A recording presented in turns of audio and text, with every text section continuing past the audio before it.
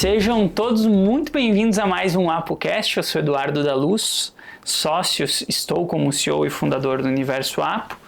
E hoje, para representar a Diclatex e a Latina pela segunda vez, terceira já dá para mandar uns boletos para vocês ajudar a pagar, André Játiva, CEO, está em transição, podemos falar, da Diclatex e da Latina.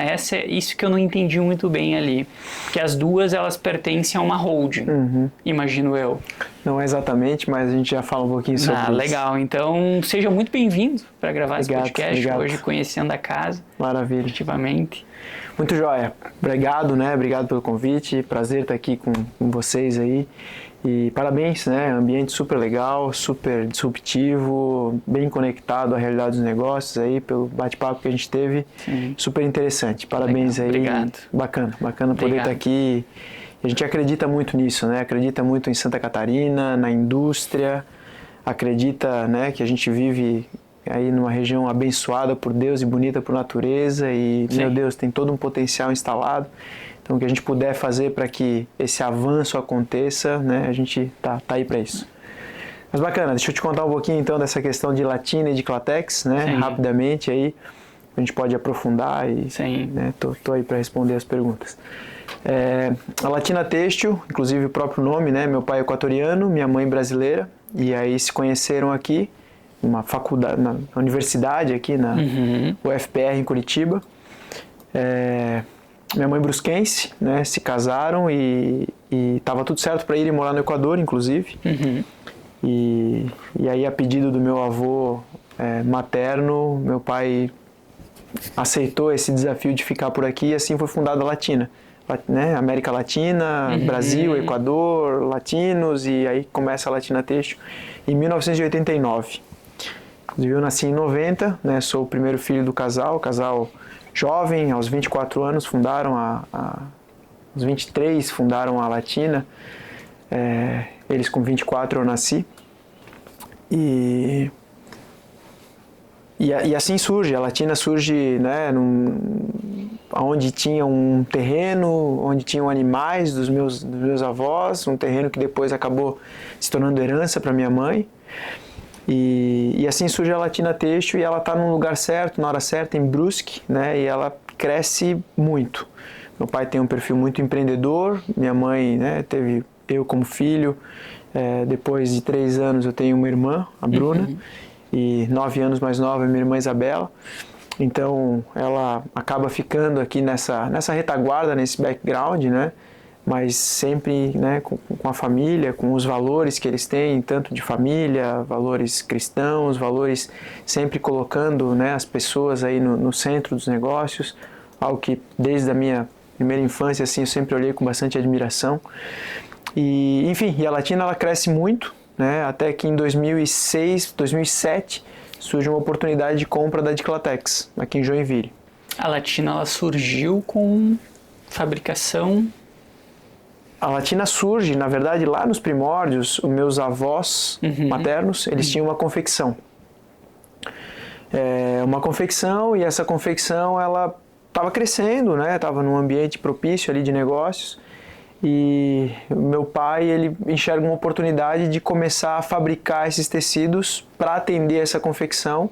E logo isso se torna, poxa, vamos ampliar, existem muitas confecções aqui na região, um polo têxtil, e vamos encontrar formas de entregar um serviço melhor, uma comercialização melhor. Então a Latina, por pouco tempo, ela se torna essa prestadora de serviço / comercializadora, e logo ela entende a necessidade e a oportunidade de fazer um processo para fabricação.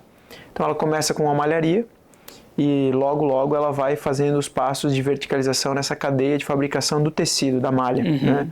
Então ela monta a sua tinturaria e depois uma estamparia, até hoje, ela tem essa verticalização desde a entrada do fio até a saída da malha, tinta, acabada, lisa ou estampada. E ela estava lá, bastante focada em tecidos para moda íntima naquele momento, e ela era praticamente uma fabricante 100% de algodão, de fibra celulósica. Se naquele momento, se hoje em dia já é difícil a gente encontrar indústrias têxteis fazendo M&As aí, né? Aquisições, fusões e etc. Naquele momento muito menos, né? Lá em 2007. E aí surge essa oportunidade de compra da Diclatex, uma indústria têxtil também, mas num segmento totalmente diferente. A Diclatex era fabricante de tecidos para calçados e para vestuário para o mercado esportivo, né? Então tinha um foco lá em futebol e o setor calçadista, e a gente olha para aquela empresa muito bem montada, com maquinários fantásticos, uma equipe e um know-how muito bem colocados ali, e uma empresa que encantou, né, no primeiro olhar. E aí, com toda essa questão do empreendedorismo e pouca experiência executiva, né, diga-se de passagem, aí ao mesmo tempo que uma oportunidade, um enorme aprendizado, um desafio que se revelou muito maior, inclusive, do que se detectou inicialmente. E a Diclatex, ela não estava bem naquele momento, né? Ela pertencia ao grupo DAS, um grupo enorme aí do setor têxtil de maneira geral, hoje, né, dentro do mercado esportivo, um dos maiores da América Latina, mais de 25 mil funcionários, não me equivoco, aí mais de 15 unidades Fabris no Brasil e fora do Brasil, são licenciados aí, de marcas como Umbro, New Balance, Fila, e tinham a Diclatex. A gente entende, a Diclatex ficava distante desse olhar de gestão e ela servia como um abastecimento. E o pessoal que estava aqui, infelizmente, não estava fazendo uma gestão adequada, então uma empresa que estava com problemas sérios em inúmeras frentes aí. E, enfim, e aí assim que surge a Diclatex, o nosso caminho, né? Lá em 2007, então, essa aquisição. E aí a gente tem uma boa história para contar. Então, a partir dali se tornam Latina e Diclatex, né? Não somos um grupo, né? Até porque tem questões aí a serem trabalhadas para isso, né? A gente está entendendo como é que a gente dá esses próximos passos, mas é isso, Latina, Diclatex. Foi para atender um mercado que a Latina não conseguia buscar? Não, foi uma oportunidade de negócios. Olha só. É isso, assim, a gente tem na família, e isso permeia todos os nossos negócios, né? Sim. O propósito e os valores. E o propósito da família é assim descrito: o propósito da família é viver a missão de empreender, né? Parênteses aí, empreender entendendo isso tudo, entendendo a movimentação da economia, entendendo a geração de empregos, entendendo o desenvolvimento que se dá através disso, né? Entendendo que através do trabalho as pessoas evoluem, encontram novas oportunidades, se relacionam, encaram desafios. Então, viver a missão de empreender com características que são da família, com fé, leveza e responsabilidade pelo resultado, construir e deixar um legado. Então, esse empreender com propósito, com essência, com tudo isso, é o que movimenta muito a família, de maneira geral, né? Essa é uma característica que inicialmente encontrada muito forte no meu pai, né? Como o primeiro empreendedor ali, junto com a minha mãe, que também já tinha negócios, né? De muito jovem, sempre teve esse objetivo. Uma das seus avós das também. Pessoas também, isso vem dos dois lados. Sim. Meus avós no Equador já tinham negócios, meus avós aqui também tinham negócios. Então esse empreendedorismo ele permeia aí, né, essa história da família. E assim surge a oportunidade da Diclatex, uma indústria que de fato encantou. Depois se revelou com problemas que foram superados e criaram uma série de situações aí que a gente pode bater aqui, né, mais legal. Umas boas horas de papo sobre isso. Eu quando vi as duas empresas, eu estava bem a minha percepção era que eram mercados distintos.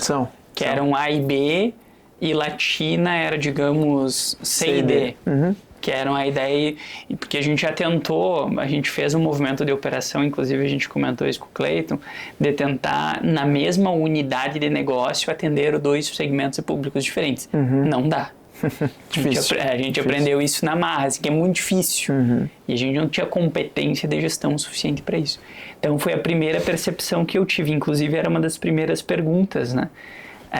Que a questão da liderança, aí, né? Como elas se relacionam.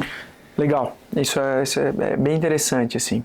Então a Diclatex passou por essa trajetória, né, de viver momentos de dificuldade sérias, né, bem sérias. E graças a Deus, é um time fantástico de pessoas que a gente tem nas duas unidades, né, que nos acompanharam. A Latina está cumprindo, inclusive, vamos ter a festa agora dos 35 anos de comemoração, Legal. Então é um momento marcante. A Diclatex, ela foi fundada em 78, então esse ano, em 2024, ela fechou seus 46 anos, né? Então, quando a gente olha para o setor têxtil, são empresas bastante longevas aí, que nos dão muito orgulho. Mas voltando a isso, então, foram algumas superações importantes, desafios que a gente teve que passar. E aí, né, a criação, desenvolvimento de competências, de resiliência e tudo isso. E aí a gente foi entendendo isso tudo. Então, tivemos alguns movimentos importantes. A Diclatex, ela saiu do setor calçadista, hoje ela é 100% voltada ao vestuário, né? Ela continua com o seu DNA esportivo, algo que fez parte desde a sua essência, desde a sua fundação. Isso está cada vez mais, né, forte, mas esse DNA esportivo, inclusive, ele migrou para outras, com a plataforma do esporte, as tecnologias, a tecnicidade que a Diclatex tem, essa referência, a própria sustentabilidade, que é algo que está conosco, né, a longa data, assim. Isso tudo fez com que a gente pudesse entrar em outros segmentos. Mas antes disso acontecer, a gente entendeu essa estratégia como uma estratégia vencedora, assim, uma estratégia bacana de olhar para um setor têxtil que ele passa por sazonalidades, passa por ciclos, né? Entender que a gente tem uma Diclatex nesse setor esportivo de topo de pirâmide, ou seja, alto nível de consumo, trabalhando com as melhores marcas a nível mundial e a nível nacional, né? E esse mercado, ele é um mercado de nicho. É um mercado que poucas empresas têm essa competência em todos esses aspectos, né, em toda essa performance técnica, tecnológica, sustentável, de qualidade, de assertividade, de homologações e etc. Então, ela consegue entregar algo bastante único, né, considerada aí por muitos desses melhores clientes a melhor empresa têxtil aí, né, o melhor T2, o Tier 2, Tier 2, que é a segunda elo da cadeia de abastecimento do mercado esportivo latino-americano, assim. Então, realmente ela tem esse posicionamento de referência, isso foi conquistado, né? Foi essa transformação de 2007 a 2024, a gente praticamente mais do que triplicou aí o volume de negócios, né? O número de clientes nem se fale, assim, o nosso relacionamento. Então, foi uma trajetória. E claro, continua sendo, a gente sempre fala isso, que esse DNA esportivo da Diclatex, ele não permeia só os nossos produtos e serviços, ele permeia muito a essência da marca. Essa essência do esporte mesmo, de saber, cara, não importa se eu ganhei o campeonato no ano anterior, né, começou o próximo ano, é bola ao centro, 0-0, e a gente tem que se provar de novo e superar os desafios e continuar buscando essa excelência, né, então isso tá muito forte ali. Enfim, e a Diclatex, ela conseguiu pegar essa plataforma esportiva e inclusive entrar em outros segmentos que a gente pode falar um pouquinho melhor à frente. Quando tu fala de plataforma esportiva, tu consegue explicar um pouco mais? Consigo. Essa plataforma do esporte, como é que a gente entende isso, né? Desde o processo de fabricação, essa essência que a gente vem conversando, isso tudo permeia, né? A gente tem uma engenharia fantástica que pensa, né, nas nossas duas unidades de negócio, desde da fabricação, qual que é a melhor matéria-prima, né? Qual que é o melhor maquinário, e a gente tem uma flexibilidade fabril em um lado, a gente fala de Diclatex para entregar diferenciação, com o outro lado a gente tem uma Latina e um parque fabril que conseguem entregar uma liderança em custo, então isso permite uma estratégia vencedora, né? De a gente olhar para os dois lados, entregar uma diferenciação que ninguém consegue entregar, ao mesmo tempo que a gente consegue contrabalançar isso com um custo e uma competitividade, um volume produtivo. Então, ter as duas unidades fabris, as duas marcas para ir a mercado, nos permite olhar dessa forma. E aí, então, essa plataforma, né, desde todo esse processo de fabricação, por onde vai passar esse processo, por onde esse produto, as soluções que cabem a cada tipo de mercado e de produto, o que a gente aplica para entregar isso. Então, um exemplo dessa, a gente chama dessa plataforma que sobrepassa o esportivo, é isso. Uma camisa, por exemplo, essa que eu tô, a gente fala bastante sobre isso porque é um case muito relevante. Nós lá em 2018 fomos procurados por grandes empresas, grandes marcas assim visionárias que queriam dizer, olha, procuraram a Diclatex. Não foi nem um movimento, né, vamos ser bem realista aqui, que a gente tinha esse posicionamento de entregar tecnologia, mas dentro do nosso DNA desportivo. E essas empresas vieram nos procurar e falaram, olha, eu quero aplicar tecnologia no casual. Outra, né, eu quero aplicar tecnologia no médico. Eu quero aplicar tecnologia no pet. Sim. E por aí adiante. E aí a gente olhou isso e falou, olha, legal, não vou eu me transformar em uma empresa que vai entregar o casual no modelo atual. Agora, se eu puder usar essa plataforma e entregar isso com tecnologia para um outro segmento, por que não? Né? E assim a gente desenvolveu parcerias super relevantes lá atrás, né? Desenvolvemos a melhor calça do mundo da reserva lá em 2018, 2019, produto que vende até hoje, super legal, que gerou esse posicionamento. Então, a gente pegou o que tinha no esporte, ou seja, matéria-prima biodegradável, um produto que gerava liberdade de movimento, uma tecnologia de repelência, então eu derramei um café aqui, passei a mão, tá limpo, posso lavar e usar menos água, sustentabilidade na veia, produto que eu posso ir para o trabalho e estou super bem vestido, né, com uma roupa casual muito bacana, mas eu consigo ir pedalando, porque isso me gera essa liberdade de movimento, não gera transparência. Então, toda essa plataforma do esporte, eu jogo isso dentro de um outro segmento, né? Essa camisa é exatamente isso, assim, uma camisa que tem um anti-odor, posso usar 2, 3 vezes, easy care, não amassa. Estava em viagem em São Paulo, dá para usar 2, 3 vezes a mesma camisa por causa do anti-odor, tirei da mala, está pronta para uso, termino o dia com ela em perfeito estado, né? Não amassou, não gera essa liberdade de movimento, ela transmite uma imagem de inovação, de modernidade, de tecnologia, de bem-estar, exatamente. Então, aí, quando eu falo dessa plataforma, né, o produto, a solução que permeia isso, a gente pega o esporte, a gente consegue transcender ele através dessa inteligência, desse know-how que a gente tem dentro de casa. Bom, vocês praticamente foram pioneiros ali nesse movimento de mercado, porque hoje está super em alta, né? Tu pega essas camisetas super confortáveis e tal, mas na época não tinha tanto isso daí. Exatamente. E isso nos coloca numa posição de muita diferenciação, porque, e aqui um crédito bem importante, eu sempre gosto de falar isso, meus pais, eles estão cada vez mais numa posição de conselho, né, de conselheiros, cada vez mais uma posição altamente estratégica da organização, mas fundaram, né, tem essa paixão, tem esse conhecimento do negócio, do setor, essa referência de maneira muito forte. E nesse caso, a minha mãe sempre teve esse vislumbre de falar, olha, nós temos produtos aqui incríveis, produtos únicos, produtos que a gente vai para qualquer outro lugar do mundo e a gente não fica a desejar para ninguém, muito pelo contrário, temos alguns cases de grandes marcas, essas que vendem no mundo todo, que nós desenvolvemos o produto aqui e eles foram replicados na Europa e na Ásia, quando geralmente acontece o contrário. A gente aqui na América do Sul acaba copiando o que o mercado desenvolve lá, né? Ela falou, poxa, e esse produto tem um fit muito legal, e ela vislumbrava isso, de a gente ir para um casual. Ela sempre teve esse olhar, dizer, olha, viajo, né, e quando eu viajo, tudo que eu quero é isso, uma peça de roupa que não amasse, que eu não precise, né, num ferro, num hotel e tal.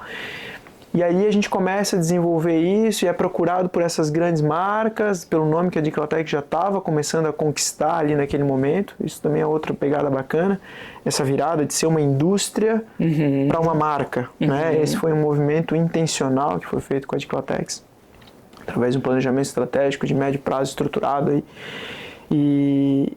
E assim a gente começa a desenvolver e ver e trazer isso para dentro de casa e se desafiar, né? O lema de vocês aqui, esse desconforto, meu Deus, será que faz sentido e a gente vai conseguir? Imagina, pegar uma roupa que ela é, né, essencialmente dessa plataforma esportiva e colocar um botão, e colocar uma entretela, e colocar uma gola, e como é que isso vai ficar, e assim a gente foi desenvolvendo e formando parceiros. Consciência baixa do mercado sobre esse produto. Exatamente.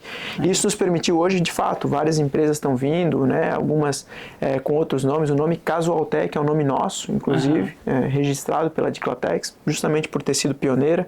E a gente vê inúmeras marcas vindo, mas a gente ainda vê uma oferta muito genérica. Então, assim, a peça que eu faço uma legging lá para o mercado esportivo, dá para fazer uma calça da alfaiataria. Né? A peça que eu faço uma calcinha, né, ou um underwear, dá para fazer uma camisa. Dá, mas vai ser um produto genérico, um produto que vai revelar o pelo, que vai revelar o mamilo, que não vai ter o caimento correto, né? Enfim. E a Diclatex, por ter feito isso de forma pioneira, de forma proativa, né, de forma intencional e com os melhores parceiros do mercado, sem dúvida, assim, nós hoje abastecemos os melhores players do mercado que tem esse tipo de produto, né? Então, esse trabalho com as melhores marcas desafia e faz com que a gente vá encontrando, né, a excelência, assim.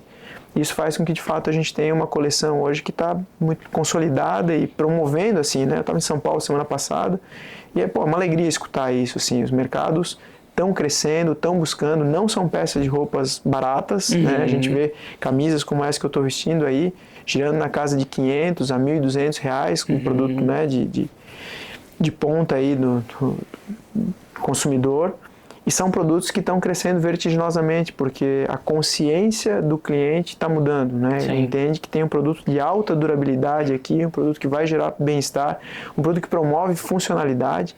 Então aqui nós temos produtos, por exemplo, com tecnologias fantásticas, tecnologias, inclusive algumas das quais a Diclatex é exclusiva no mercado aqui, né? Que promovem até o bem-estar, aumento da concentração, né? Aumento do foco audiovisual, aumento do equilíbrio, recuperação muscular.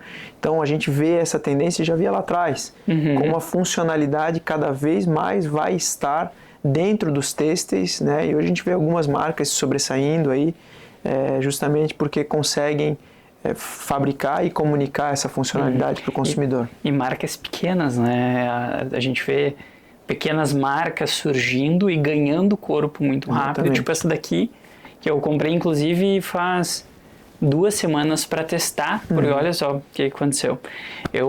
A gente estava querendo muito uma camiseta, eu vi que vocês têm o D da Diclatex aqui, essa aqui foi feita, e a gente queria muito uma camiseta para empresa boa. E chegava o pessoal das fábricas de uniformes aqui, jogava aquelas malas, aquelas peças, podia pegar umas peças bonitas pelo menos, né? De algodão, tudo amassado. Teve um que chegou a falar assim, jogou a peça em cima da mesa e falou assim, Eduardo, tu tem uma impressora? Eu falei, tenho. Deu porque ele, me empresta ela? Eu falei, sim. Imprimiu a logo da empresa, botou a logo impressa em cima da camiseta. Eu falei, não é possível, cara. E aí a gente falou, vamos fazer o seguinte, vamos comprar de uma marca e aí a gente manda bordar, manda estampar. E a gente pegou dessa aqui que é Minimal. Você já ouviu falar dessa marca? Já. Eles estão crescendo super rápido. Estão crescendo muito bem. Justamente por vir com esse conceito. E inclusive é uma coisa tão básica que eu vejo que essas empresas que estão apostando nisso utilizam, que é, por exemplo, o desbotar, o comprar a marca e não a qualidade da camisa. E eles conseguiram aproveitar isso muito bem. Daí até as peças íntimas, as cuecas, eu vi eles comentando coisas básicas. A cueca box não enrola quando tu bota a calça. Então eu achei incrível, eu não sabia que no tecido tu conseguia aplicar tanta tecnologia ao ponto de conseguir quebrar esses pontos específicos. Sim. Não é todo mundo que consegue, né? Assim, a gente investiu aí num laboratório, e baita orgulho também, assim, dito por clientes também que visitam laboratórios na Ásia, na Europa, né, na América Central, em grandes parques industriais, e o pessoal falando, olha, eu já pisei em mais de centenas de laboratórios, e esse laboratório da Diclatex de empresas privadas é o melhor que eu já visitei, né? É o mais, enfim, então é isso, né? Para a gente conseguir entregar uma coisa que vai ser fundamentada, que vai ter perenidade, que vai ser sustentável, no sentido, né, amplo aí da palavra, tem que ter todo um processo. Essa plataforma, essa arquitetura, né, essa engenharia, essa construção, as homologações, os testes. Não é fácil a gente conseguir entregar alguma coisa que tenha essa sustentabilidade de negócios, né, de maneira geral. E isso não coloca a empresa com muito risco porque hoje vocês atendem empresas grandes. Isso não gera um risco para a empresa? Estar concentrada em muitas empresas grandes e não conseguir ter potencial produtivo para empresas menores? Uma boa pergunta. Quando a gente assumiu a Diclatex, ela tinha uma concentração muito alta, né? De fato, ela tinha alguns poucos clientes que o risco era exatamente esse. Olha, se esse cliente, né, der uma dor de barriga, a gente vai direto para UTI, né? E essa foi uma das nossos objetivos ali, né, de reduzir esse nível de concentração, e isso foi conquistado já há alguns anos atrás. Então, apesar de, né, a gente ter grandes clientes, hoje nós não temos uma concentração que coloque em risco, né, a saúde do negócio. Isso é uma premissa básica que a gente tem. Então a gente vem, inclusive, crescendo com alguns clientes, mas o ritmo de crescimento da Diclatex ele é superior a esse crescimento que gera essa pulverização e esse olhar saudável dentro do negócio, né? Eu pergunto isso porque a gente teve uma época que a gente estava nesse movimento de contas maiores, que a gente trocou o ICP ali da empresa. Nem sempre a gente foi focado em indústria, né? E quando a gente começou a focar na indústria, a gente começou a pegar contas melhores, né, grandes. E só que a gente olhou e aquele cliente representou muito do nosso faturamento. E como a gente veio da obra, a obra nos deu muita casca sobre volume de faturamento, vezes acabou aquilo ali, acabou, né? Então tu tem que recuperar novo, enfim. A gente ganhou uma casca e a gente colocou uma meta, que nenhum cliente poderia representar mais que 5% do faturamento da empresa. Legal. Nós também tivemos uma meta similar aí, a gente colocou e chegamos lá. Mas eu vejo que tu fala bastante da Diclatex e, obviamente, ela é conhecida por qualidade, ponto final. Antes de a gente conhecer o Cleiton, conhecer vocês, a gente já conhecia a empresa por qualidade, referência de qualidade. Existe uma dificuldade, porque hoje imagino que vocês tenham alguns CSCs que atendem ambas as empresas, né? Existe alguma dificuldade de gestão disso daí porque são culturas totalmente diferentes? Boa pergunta. A gente, logo na aquisição, nós tínhamos um conflito muito grande, né? A Latina como o filho legítimo, né? A Diclatex como o filho adotivo. Sim. E um brigando com o outro por espaço. Vamos falar assim das equipes. Perfeito. Né? Algo que é completamente natural no momento de aquisição, né? Como é que a gente trabalha essa cultura. E como eu te falei, essa aquisição ela aconteceu muito mais por empreendedorismo do que de fato por um projeto executivo de planejamento, execução, controle. Coisa assim. Cara, tava ali, oportunidade, a coisa tá indo muito bem na Latina, vamos pra frente, vai dar tudo certo. Não deu tudo certo, no fim das contas deu, né? Mas até chegar lá. E aí foi todo um processo, né? Em que a gente aprendeu muita coisa na cabeçada, muita coisa a duras penas, né? Tivemos pessoas que deixaram um legado negativo, né? Ruim. Isso não é legal, isso gera, né, traumas e também gera aprendizados, enfim. E até o momento em que a gente foi promovendo esse aculturamento, foi promovendo através dos valores da própria família, né, de olhar para as pessoas de uma maneira diferente. Isso já estava mais forte na Latina, obviamente, por ser fundada, né? E a gente foi também criando estruturas de pessoas que eram corporativas, respondendo pelas duas marcas, né, pelas duas unidades de negócio aí e tal, até o momento em que a gente construiu esse olhar do todo, esse olhar do corporativo e tal. E é um processo evolutivo, né? A gente tem um conselho consultivo e de vez em quando esse tema volta à pauta e a nossa conclusão é que não existe certo e errado. Existem as intenções estratégicas e como que a gente vai criando as estruturas para atender essa estratégia, né? Então, no momento em que se quer extrair maior sinergia, né, fazer com que as pessoas sejam mais corporativas faz mais sentido. No momento em que se quer dar mais foco a cada unidade de negócios, aproveitar oportunidades específicas, a gente, né, busca um pouco mais essa separação. Então, no nosso processo atual, que já passou por bastante foco e cada equipe respondendo por uma unidade, A aquisição, obviamente, era assim, né? Depois passou por uma sinergia enorme, onde praticamente todos os nossos gestores eram corporativos, e hoje a gente tem um processo exatamente desse. Temos um diretor administrativo financeiro que responde aí por um CSC Informação, que olha para as unidades de negócio, né, até da família de modo geral, aqui mais focados em Latina e Diclatex. E aí tem essas áreas de apoio, né? E depois as áreas que são mais voltadas para as marcas, seja comercial, marketing, produto, industrial, né? Eles são focados nas unidades de negócio, justamente para aproveitar esse foco, né? E, enfim, essas oportunidades de crescimento que a gente tem em cada uma delas para a gente poder... Até faz mais sentido, né? Um diretor administrativo financeiro, porque olha muito número, fechou a conta, fechou, não fechou, ergue a mão. E marketing, vendas, diretores nessas áreas linkados diretamente à unidade, porque aí entra muito cultura do produto. Isso aí. É o negócio, né? É o cliente, exatamente. É o negócio, é a entrega, é o mercado. Exatamente. Essa foi a nossa percepção também, que quem vivia muito próximo ao cliente não poderia estar linkado aos dois produtos. Que era um produto de ticket médio muito mais alto e outro de ticket médio muito mais baixo. E hoje...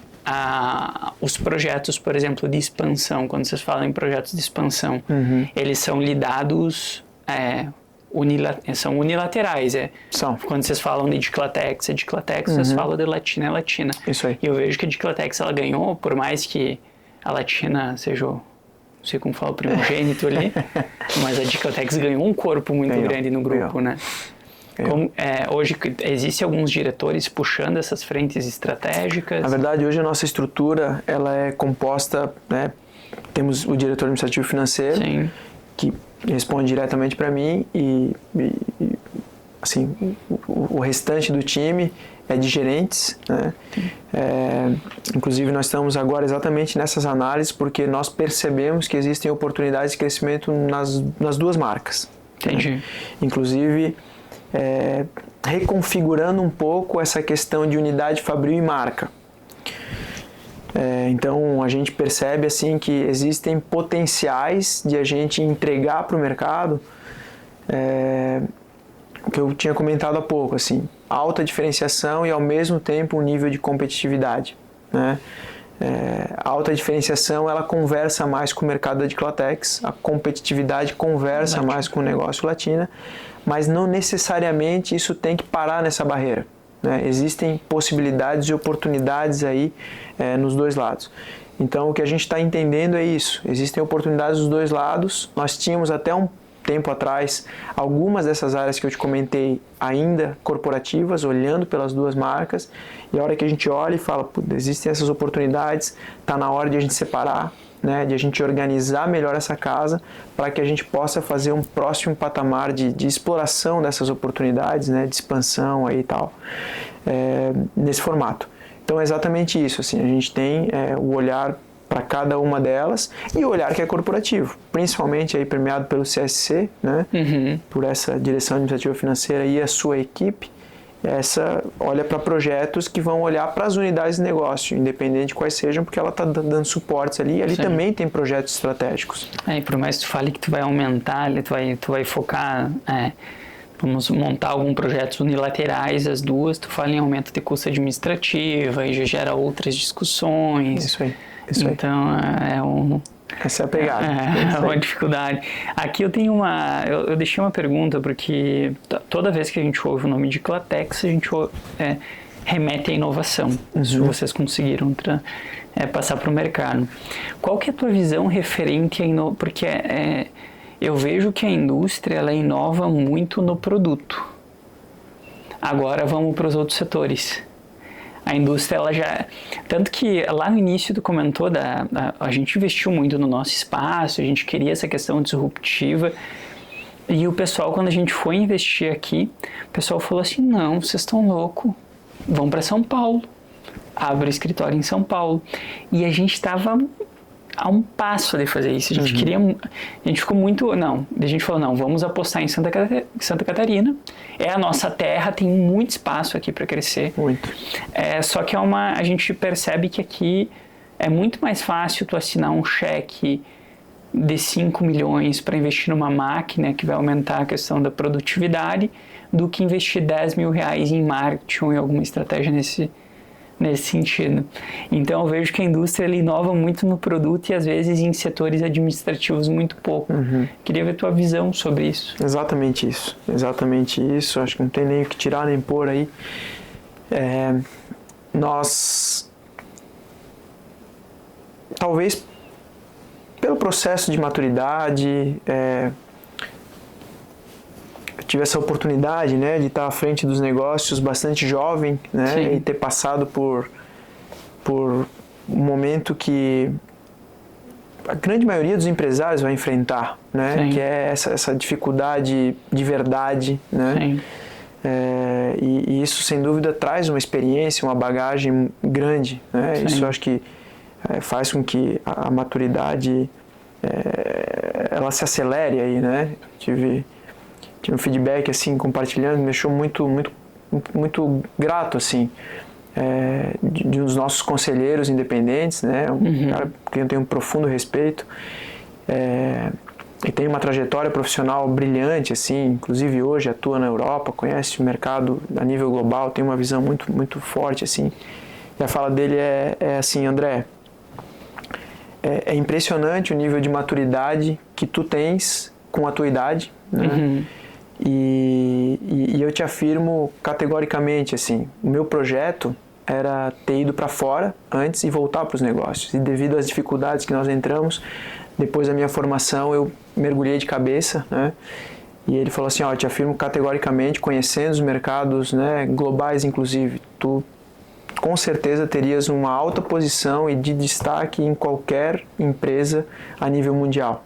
Isso, pô, é fantástico, né? Eu vi um feedback desse, de gente que tem consistência para falar esse tipo de coisa. Então, talvez um pouco disso, assim, né? Esse olhar moderno. A gente tem um time jovem, um time altamente comprometido, mas um time que também e permeia com pessoas que estão lá há muito tempo, né? Conhecem profundamente o negócio. Mas vocês acham que vocês têm mais facilidade com inovar no chão de fábrica ou no administrativo? Então, eu acredito que esse olhar, de maneira geral, tanto na fábrica e o produto, aí eu nem preciso falar que é recente, assim. Aí a Diclatex é muito boa mesmo, há muito tempo, sabe? Em fazer produtos com excelência, essa essência do esporte. Mas a gente olhou para a inovação de um jeito diferente, principalmente diferente do mercado têxtil. O mercado têxtil, ele é muito incremental e muito na fábrica, no produto, né? E a gente encarou esse desafio de fazer diferente. Então, por exemplo, tivemos alguns cases assim interessantes que foram também nos gerando aí um incômodo positivo, né?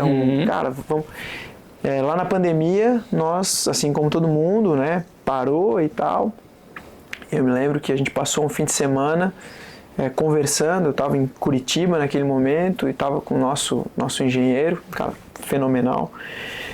E falando, e aí, o que nós vamos inventar nesse momento aí? Quais são as oportunidades que vão surgir? E aí surgiu uma série de coisas, esse aspecto social veio forte, assim, né? A gente fez algumas doações e aí o bem vai gerando bem, a coisa foi surgindo.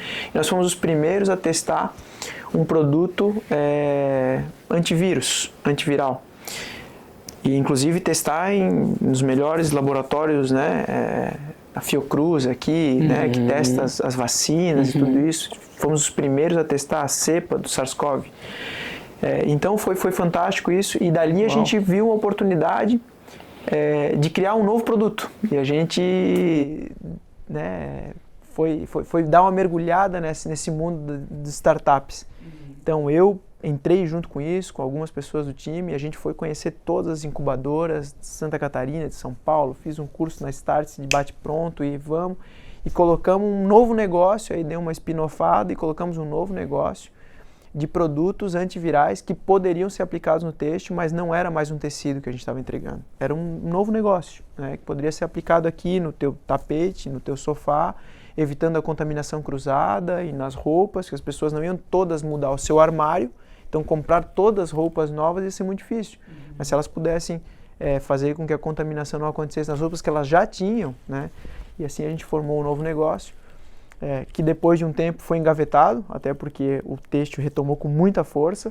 Mas essas coisas foram gerando, né? Foi uma nova cadeia que foi criada, para que a gente não produzisse exatamente aquilo, para que a gente, enfim, tem mais uma história boa para contar sobre esse negócio. E ali a gente falou, não, a Diclatex tem tudo a ver com inovação, né? Tá no DNA dela em produto, e agora vamos ampliar esse negócio. Então, sem querer, surgiu um novo negócio a partir da própria Diclatex, né? E ali a gente começa a trabalhar e hoje a gente fez um negócio bacana, assim. Derrapou por muito tempo, tá? Não foi fácil de fazer esse negócio acontecer, porque a mentalidade, a rotina, o olhar da indústria, ele acaba puxando muito.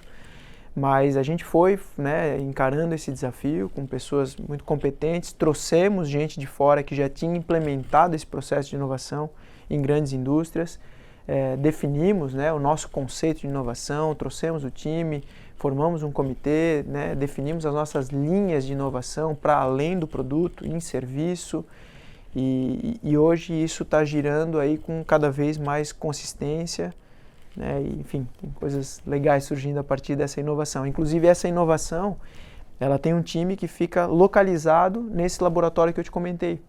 Então é um espaço que a gente já pensou nele para ser aberto, né, para ter a inovação aberta, para ter essa troca com outras empresas têxteis, mas também não têxteis, né, de trazer negócios ali para dentro. Agora, essa semana, o nosso time de inovação estava na Alemanha, a convite de um parceiro, olhando para disrupções e novos negócios, inclusive além de novos produtos, além de novos serviços. Então, nós estamos num grupo aí de grandes indústrias aqui, somos a única empresa têxtil, né, aqui de Joinville, que inclusive ano passado eleita a cidade mais inovadora do Brasil, né? Então tá tendo uma trajetória divertida aí, legal, uma trajetória bacana. Legal, e é difícil porque vocês estão, como se fala lá eu sou de Chapecó, né? Estão abrindo picada, né? Porque vocês estão à frente do mercado, então vocês estão com o facão ali abrindo indo mato adentro e é tudo novo. Então vocês puxam e, querendo ou não, as outras empresas têm uma facilidade um pouco maior, porque geralmente pega o produto no ar, que já foi criado, e assim... São estratégias, né, Eduardo? Assim, tem a estratégia do líder, tem a estratégia do seguidor. Então, por exemplo, na Latina, a gente tem essa consciência. É um mercado que precisa de competitividade. É um mercado que tem um nível de exigência naturalmente menor, né? Então, não faz sentido a gente fazer um grande nível de disrupção, né, de inovação. Faz sentido para modelo de negócio. Né? Quando a gente olha para algumas situações que batem no teto, a gente precisa inovar em modelo de negócio. Mas em termos de produtos e serviços oferecidos àquele mercado, né, que é o tradicional da Latina, não faz sentido. Então ali a gente tem um nível muito mais incremental, muito mais, né, de bater o bumbo, enquanto na Diclatex a estratégia é muito clara, é ser a referência. Né? Nós, né, graças a Deus, ao time fantástico que nós temos, nós alcançamos essa posição e para sustentar ela a gente precisa buscar isso. Né? Isso faz parte, de novo, da essência da estratégia. Então eu vejo dessa forma, assim, né? São estratégias, é claro, hoje tem inúmeras empresas nos copiando, nessa questão do próprio Casualtech, né? Mas não tenho dúvida nenhuma que quando você for para o mercado, né, qual que é a melhor solução, né, para o Casualtech, a Diclatex vai ser top of mind, porque foi a primeira, porque aprendeu e porque tem essa inquietação de não parar ali, né, desenvolver uma coisa e parar. Não, a gente está sempre buscando, né, o próximo desafio, o próximo, né, o próximo pico crescimento ali. é desconfortável, sempre estão buscando um passo a mais ali. Legal, isso faz parte da inovação, né? Aqui vocês falaram, lá no início tu falou, até deixei anotado, vou anotando algumas coisas aqui, tu comentou de vocês, se eu não me engano, a Latina, tu comentou que ela tem a tinturaria.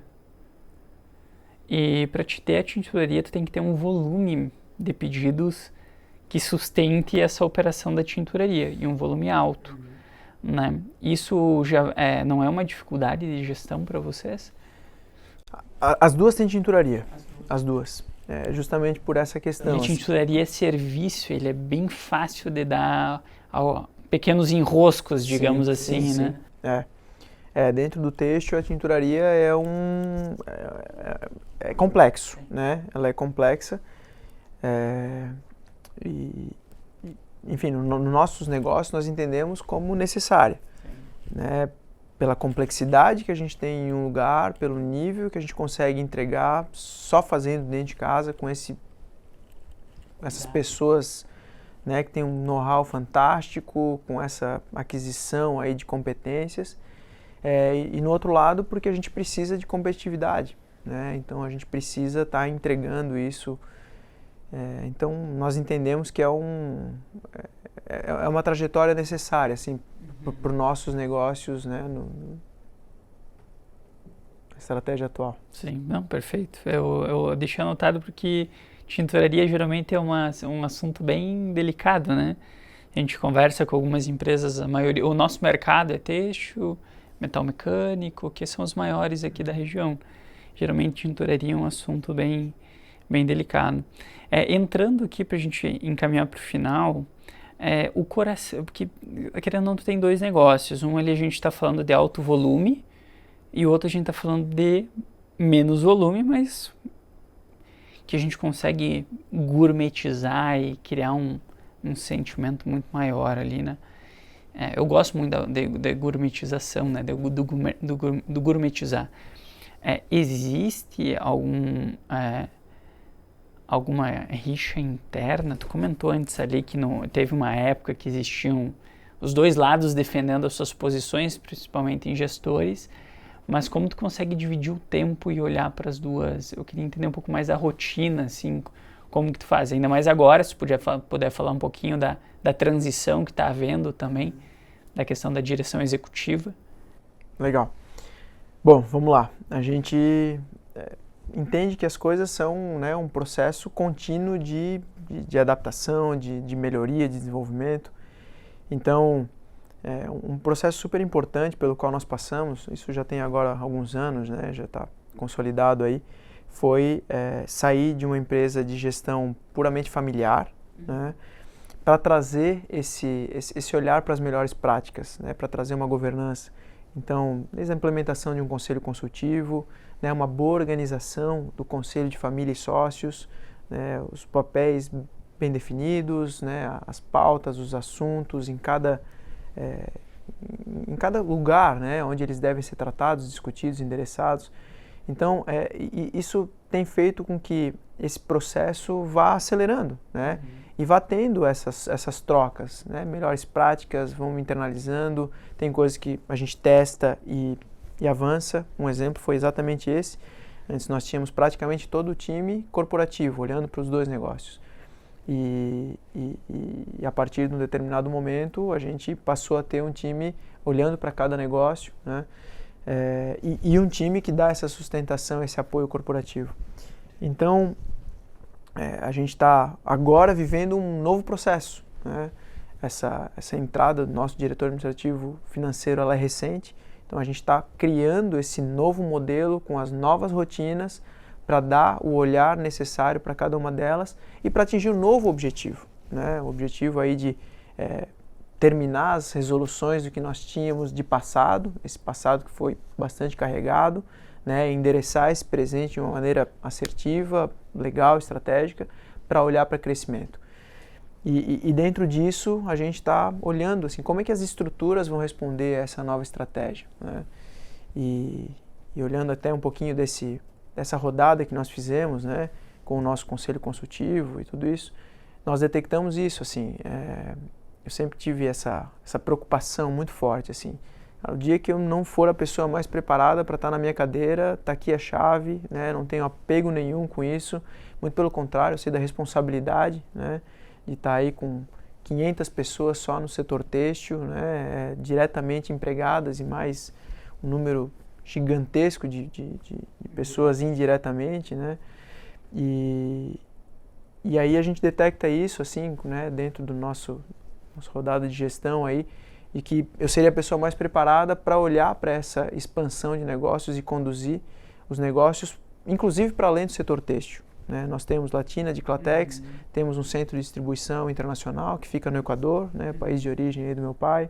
Temos uma outra startup dentro do têxtil, olhando justamente para essa inovação e como é que a gente consegue ampliar um pouco o nível de servitização, né? E além disso, a família tem alguns outros negócios, né, em outros setores aí, e a gente precisa entender isso tudo, entender como é que a gente continua olhando para esse têxtil com crescimento, com proatividade. Acreditamos que temos oportunidades incríveis aí nos próximos anos, pela referência, pelo posicionamento, pelo mercado que, né, já está conquistado e alcançado, e pelo que a gente tem de drive interno para aproveitar esse crescimento. E também tem um outro olhar, né, com a família vai crescendo nesse nível de maturidade, como é que a gente vai ampliando esse olhar para diversificação, né, essa segurança societária, patrimonial e tudo isso. Então a gente olha para isso e fala, poxa, como é que agora a gente adequa as estruturas para conseguir entregar duas coisas que aparentemente são divergentes, né? Poxa, se eu quero crescer, eu preciso focar, mas ao mesmo tempo eu estou olhando para uma diversificação aqui.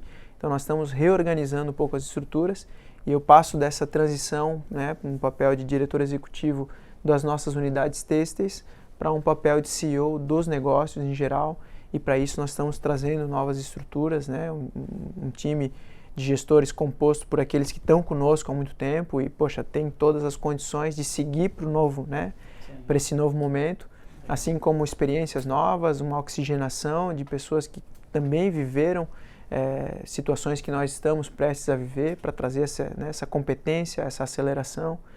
E é isso que a gente está organizando aí com essas novas rotinas. Então, é isso, assim, né? Vai ter a pauta que a gente vai olhar para os negócios de maneira geral, vai ter a pauta que a gente vai olhar para cada negócio e entregar essa aceleração, vai ter a pauta em que o nosso CSC vai estar olhando para, né, esse apoio para cada tipo de negócio.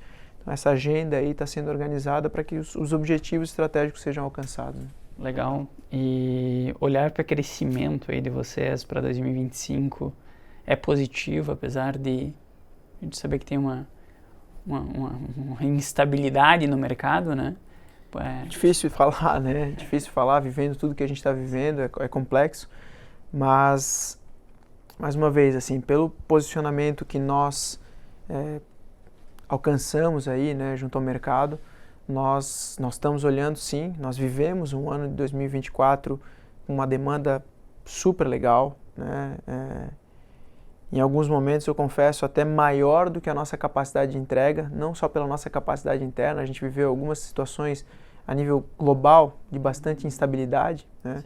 Nós dependemos de um abastecimento externo, nós somos especialistas em fibras sintéticas, então nós dependemos desse abastecimento externo, isso exige um nível de planejamento maior, né, com um horizonte maior, e os conflitos, né, geopolíticos, as guerras, os problemas logísticos, os custos e tudo isso fez com que a gente fosse impactado aí nesse abastecimento. E isso, junto com o crescimento, né, gerou um momento assim de bastante demanda, né, de bastante olhar para dentro de casa. Esse olhar para a eficiência, ele está sendo trabalhado com bastante força, para que a gente consiga aproveitar essa demanda, né, esse crescimento, e entregar isso com excelência. Não adianta crescer e machucar o cliente, né? Então, a gente está olhando sim para um crescimento bacana aí para 2025. Com eficiência. Trabalhar para isso, exatamente. Quem está falando muito de eficiência agora é o Vigers, que é o presidente da Condor. Alexandre. Alexandre é um parceiro. E ele te admira muito. Ele é mentor da educação aqui, né? Foi inclusive, acho que o Clayton veio na imersão dele ali.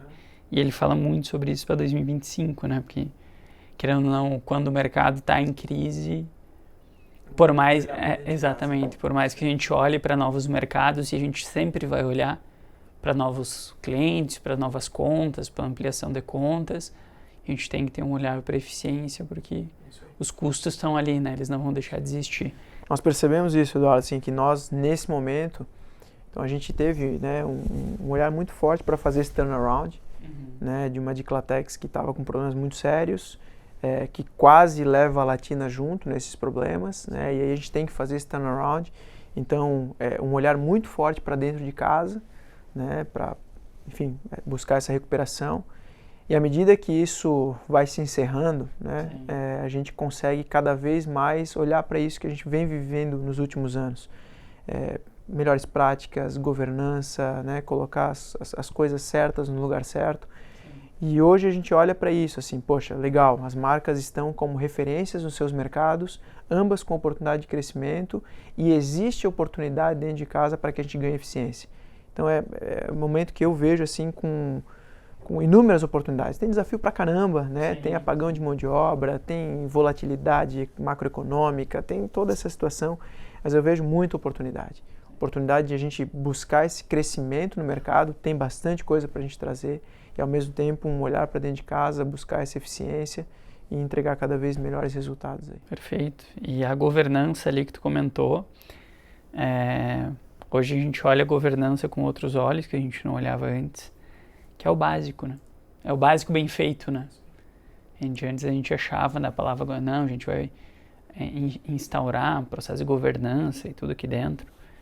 E a gente falava, não, meu Deus, nós somos uma empresa pequena, né? Como que a gente vai colocar governança? Só que aí o Vigers, inclusive, veio e falou que governança é o ritual. É o saber o que tu vai fazer hoje, saber o que vai fazer dia 10, saber o que vai fazer dia 5, ter os rituais claros. Começa por aí. E depois tu vai ganhando corpo, né, digamos assim. Um dos nossos conselheiros fala exatamente na beleza da simplicidade, né? Então é isso aí, um feijão com arroz bem feito, é o que... Perfeito, perfeito. E pra gente fechar, essa questão a gente falou dessa questão das mudanças aí econômicas que vão pegar, querendo ou não, em 2025, vai acontecer. Essa questão não sei se tu já pode falar ou não, desses novos mercados que vocês vão atuar, ele é um processo que tu comentou de verticalização, tecnologias, vocês pretendem trazer tecnologias para aumento de eficiência, já tem alguma coisa mapeada nesse sentido ou não? Como que tu... Acho que se puder me repetir a pergunta. Tá, aí, vamos lá. Então, tranquilo. Tu comentou que vocês têm alguns investimentos em inovação. Esses investimentos em inovação que vocês têm em startups e o que vocês buscam fazer buscando trazer eficiência interna ou é totalmente focado em novos produtos? Tem as duas vertentes. Como eu falei, assim, na inovação a gente olha para algumas linhas, né, de inovação. Então, tem situações olhando para novos negócios, né, que que são sinérgicos, que são complementares, que vão entregar para o cliente, né, soluções diferentes. Tem projetos voltados para inovação, né, projetos para ganhar eficiência, melhoria de processos, automatização, né, inteligência artificial. Então, a gente está procurando esse olhar sistêmico para a inovação aí, para que a gente olhe para as duas oportunidades que a gente acabou de discutir, né? Tem oportunidade lá fora e tem oportunidade aqui dentro. E a gente tem que, né, buscar essa ambidestria aí para entregar o melhor resultado. Muito bom. Queria te agradecer aí o bate-papo, já passamos de 1 hora, passa super rápido o tempo. Queria agradecer o teu tempo, final de tarde, noite agitada. Tenho filho agora, eu entendo como são essas noites agitadas. Agradecer a tua presença, as portas sempre vão estar abertas para vocês aqui. E muito obrigado pelo tempo. Eu que agradeço. Como eu falei no início, assim, a gente é apaixonado aqui, né, pela nossa região, pela nossa indústria. Vemos alguns players fazendo um trabalho muito bacana nesse sentido, né? Um destaque aí para a Fiesc. A Fiesc recentemente tem feito alguns trabalhos olhando até para o setor têxtil e setor da moda, um dos setores que mais emprega aqui em Santa Catarina, né? Super relevante nesse sentido. E buscando essa reinvenção, buscando esse olhar para novos patamares.